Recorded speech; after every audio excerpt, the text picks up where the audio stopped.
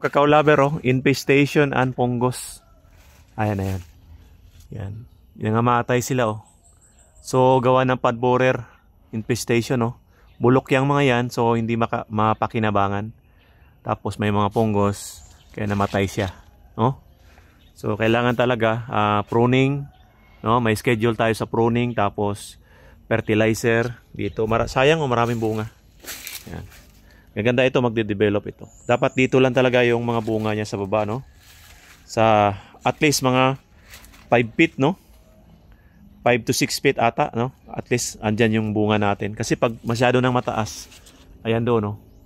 'Di ba? Mahirap ka nang balutin, tapos malamang pag napabayaan mo, magiging mabubulok po siya.